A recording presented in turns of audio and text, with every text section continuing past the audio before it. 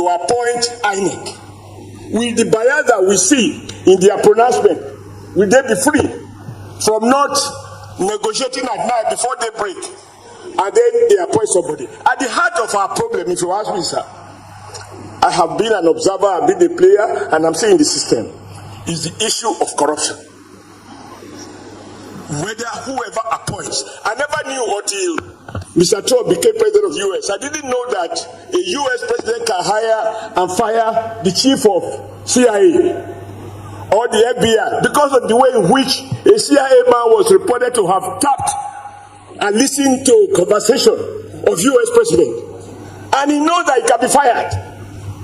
So it is not about the law. It's about a society where people seek to defend privileges, defend their jobs, even without knowing the purpose. If you are not ready to die for something, you will die for nothing. That for me is at the heart of it, the courage. And lastly, sir, this thing you call inclusion, if we reduce it to basic ABC, you will find that people are looking at Federal Canada Commission, how many Igbos are in employment, how many Yorubas, how many Hausas, even with the forgotten majority. Because the forgotten majority is the subtotal of all the minorities, and I'm one of them. Truth is, sir, when I came to Kaduna, and I'm very proud of this, and it should tell the whole story. I didn't know anybody in Kaduna, and I slept in a police station for 3 consecutive nights before I found accommodation with some Gwari people inside the bush. They didn't care where I come from. But the point is, as we pursue liberal economic policy, because we need to have a holistic view as to how we got here. Like a German chancellor once told me, a German consul general, when you underdevelop a nation, all the industries are closed, warehouses have become churches. All those workers who were working in Kaduna, their jobs, factories closed, over 30,000 workers lost their job, which means times 2, 60,000. An average of 4 families over 170,000. The same thing in Kano, the same thing in Lagos, the same thing in Aba, the same thing in Port Harcourt. These are victims of wrong industrial and trade policies. We must revise these things. When I got a job in Kaduna, nobody cares whether I was from Edo, whether I was from Lagos, and I found everybody working everywhere. For as long as 10 people are chasing 1,000 jobs, when all the objective criteria have been used to identify the 10 and you can't find it, where you come from, naturally become an answer. If you ask the speaker as represented here, even the personal appointment we have in our offices, do they reflect federal character? They don't. Everybody brings from the same place. That is the truth. But I do pray that we get the right policies in place. Go and ask Dangote. Don't ask him. Go to the refinery and do federal character, because you will find that more non-northern people are working for Dangote refinery. Because it needs the skills. But because the private sector is not working, it's completely destroyed based on our liberal economic policies. The only business is that is politics, and we want to try and manage poverty. We can never have equity in poverty. May we have equity in prosperity. People talk about this restructuring, local government elections, and so on. Unfortunately, truth be told, there is no local government election. There is no local government that is elected. You can speak to the formality where results are written, or where blatantly no pretense was made, and therefore people are just put into office. You don't need law to enforce this.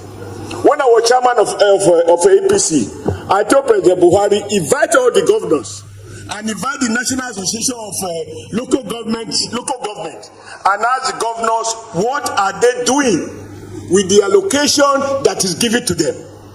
Gentlemen, the law can never capture everything. What we need to reform is not the Constitution. What we need to reform is our value system, our commitment to strong ethics, that this is not fair.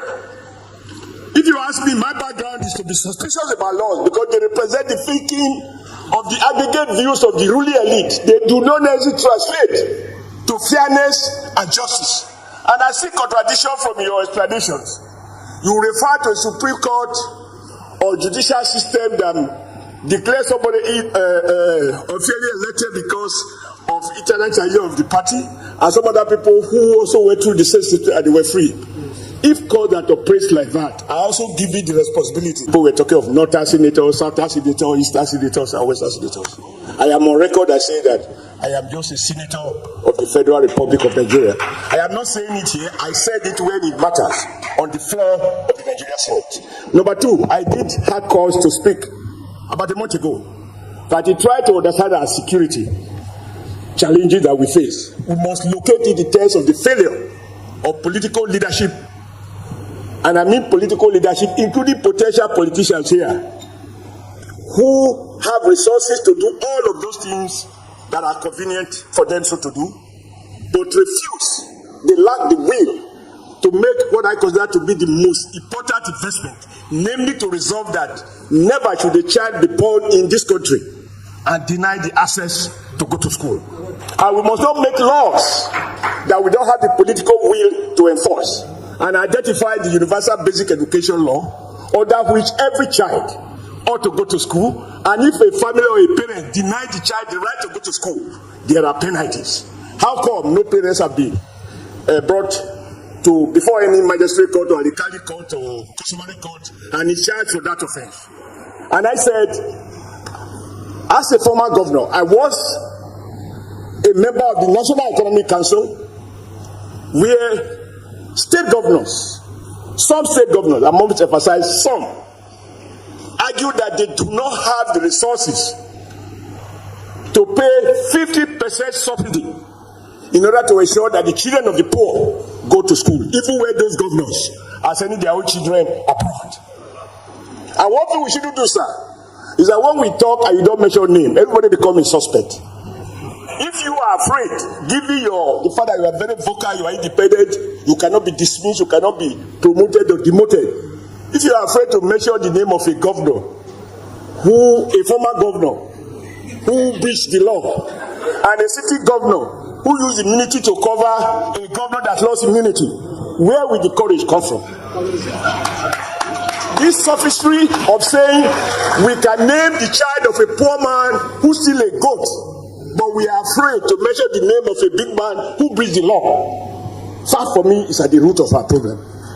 Number two, Bishop Kuka, I also think that religion has been added to our burden of problems. When people preach that if you believe in our Lord Jesus Christ, He will deliver you from poverty, that's a lie.